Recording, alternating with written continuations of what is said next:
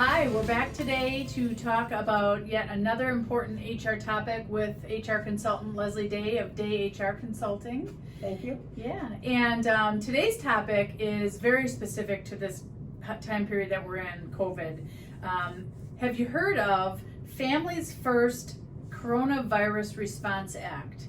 Because I didn't until we talked. So FFCRA, right? Right. That's So the acronym for it. We're going to learn a little bit about this today. Again, these topics are just astounding to me because who knows they're there. So we're learning a lot. So Leslie, tell us about FFCRA. So companies, might have heard of this from maybe a payroll provider, maybe their accountant, or listen to some kind of a webinar or something like that. But again, we want to make sure that the small businesses don't assume that they're not covered by this. And this is a law that was explicitly and only for small businesses. So what it requires, and this is like a law, okay, it requires companies with 500 employees or less to pay employees their normal hours and wage for days that they're absent for certain reasons related to COVID. The way it works is that it's immediately, the cost for those days that they're out and paid is immediately credited to the company. So they don't wind up paying for it. It's done every pay period. So it immediately offsets or wipes out the cost that they paid for that person when they're out sick. So the days that someone may be out would be covered. Mm-hmm. They're paying. The employer's paying. The company has to pay. But then they're getting this, so it's like a credit that comes back into the payroll system? Yeah, right on each pay period. So the way that it works, it's 100% reimbursed. And who's paying? Who's government, ultimately paying for it? Social The Security. Act? Okay. It goes out of Social Security funds. Okay. So every payroll, each company pays Social Security, is called FICA and MedFICA, pays towards the employee's retirement and Medicare, and it's a tax. And then the employee also pays a tax for their contribution to Social Security and Medicare. So those funds can be credited, like excluded, stopped, cut off from payroll in the same pay period where you're giving them the 8 hours of pay, let's say. Then and that was $100. Just take $100 right off your Social Security costs. Okay. So it could be a number of payrolls before you get there's enough money. So essentially this is it becomes free for the employer, because the first thing I think about for our members, our fellow businesses, is if they're we're all on a tight budget, right? Mm-hmm. So you're thinking, I have to pay this employee. I don't have the means to pay this employee if she or he is out for COVID for the 10 days or whatever the 14 days is, right?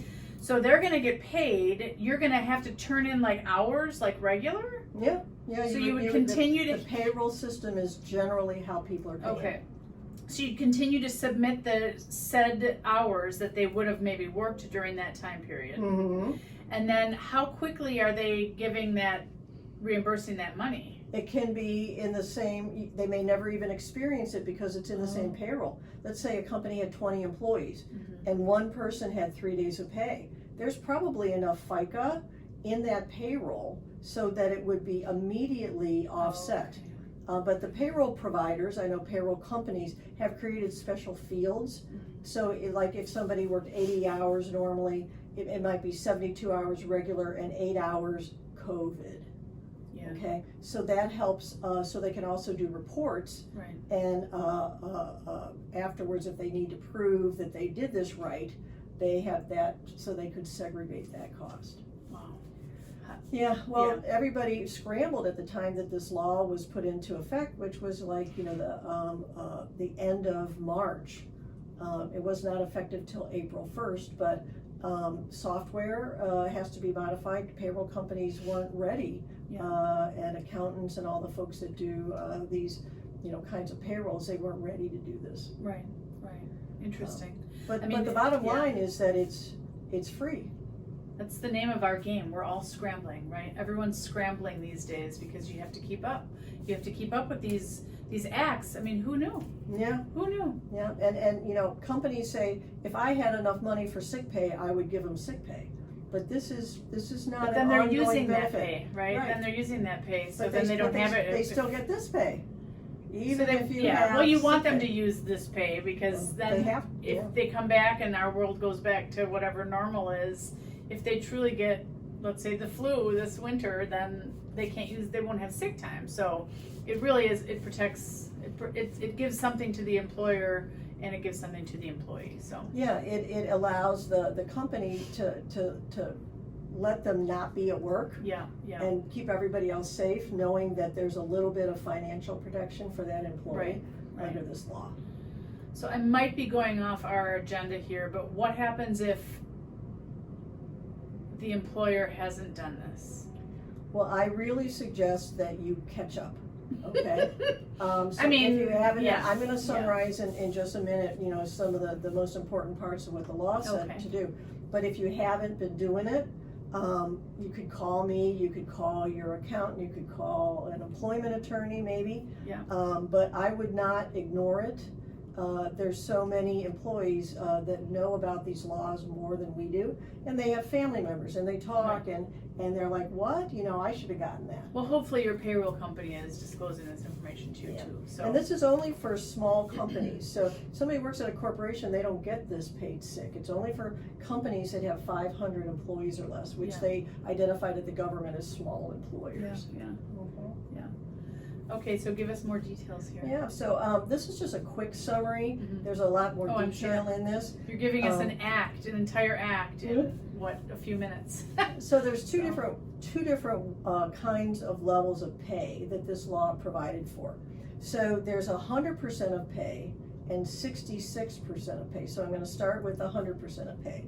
And that's for employees, and again, they get 100% of their pay in hours. There's a calculation to do that, and it covers up to 10 days of full pay in these three situations.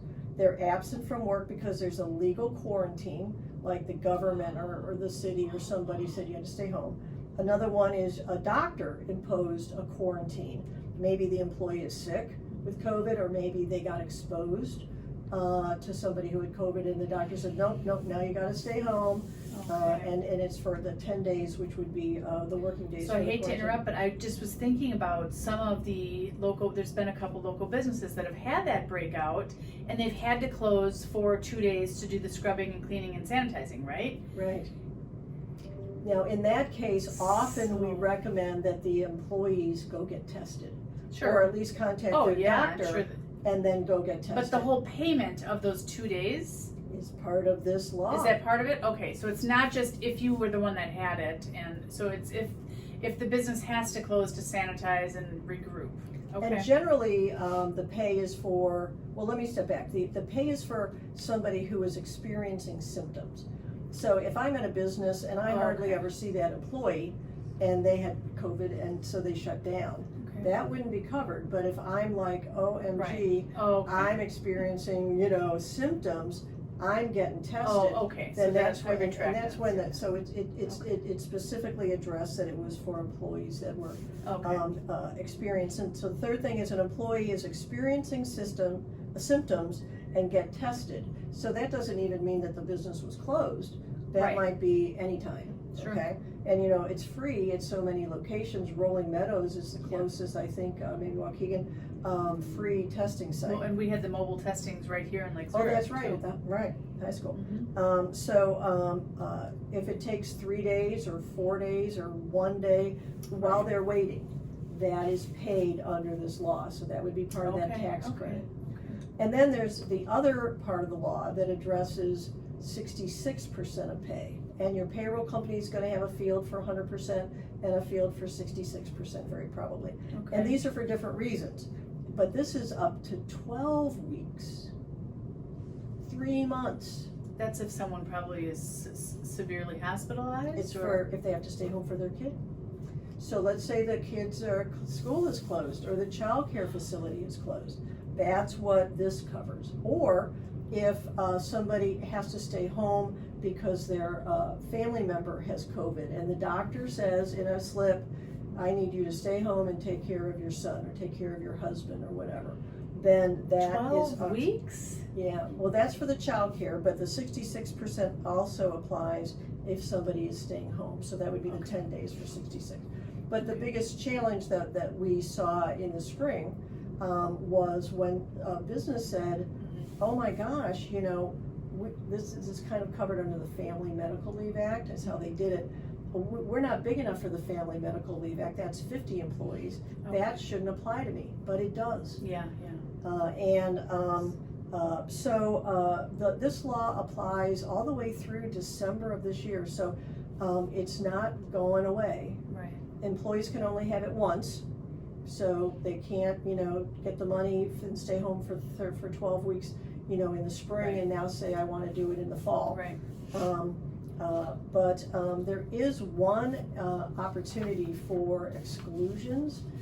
If a company is in like dire situations, either financially or with staff, if they have 25 employees or less, there are some exclusions, but that can only be done if they talk to an employment attorney or an attorney who knows a lot about this law, who can say, yeah, that should fit in there or not, but it's a big risk to deny the employee pay unless you're 100% certain that it's gonna fall under this law. So many intricacies of all of these things, and it's just fascinating. You know, I'm fascinated by this. I'm not like most of the employers and members out there, but there's a lot to consider. There's a lot to take into consideration and to be up in the knowledge about, and we hope that these videos have been helping. If you guys have a topic that you want us to discuss in a future episode of Expert Interview Series, then definitely let us know. And regarding this topic, I mean, there's definitely, if it's an act, there's a lot of pages to this act. And this one has one extra little problem, is that there's a mandatory poster that you have to have up with your federal and state posters. Okay, So so you're we'll gonna have include that on our our website? Okay. And that should be up like immediately. Yeah, And okay. that would be, you know, part of the problem. If you didn't have that posted, then the employees don't know that this applies, and that's part of the snowball. Great. This is great information. Thank you so much, Leslie. Thank you for having we me. look forward to the next topic, because boy, we're just learning a lot with these. So I'm so happy to share. yeah, we hope you guys are too, and we will just see you next time for the next HR. Hopefully there isn't any more acts or laws or stuff that come I don't down. know There's if a I could lot to take it. grasp. Yeah, I there's a kinda lot to maxed grab out. onto. I So kinda maxed out. please feel free to reach out to us. We're here for you as a resource. We can ask questions. You can ask questions of Leslie or I, and we will do the best that we can to help you out under these extreme and uncertain circumstances that we're living in. So thanks so much. We'll see you next time.